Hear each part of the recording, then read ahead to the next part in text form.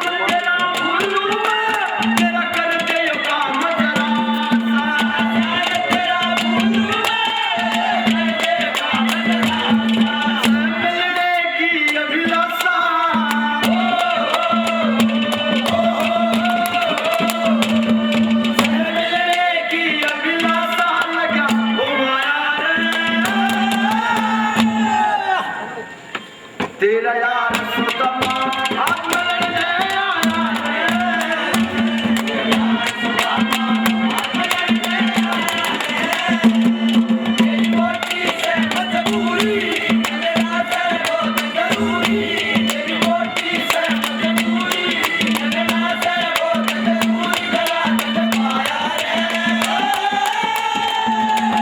यार सुतमा हाथ में लड़ने आया है,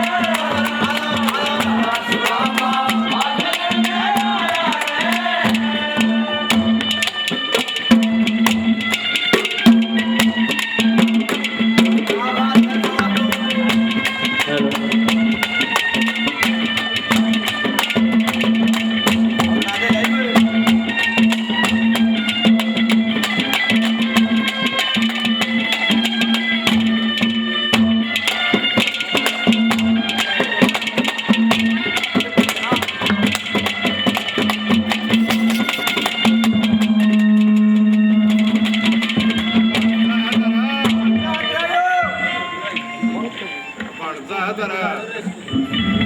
पांडा सरकार भाग के करें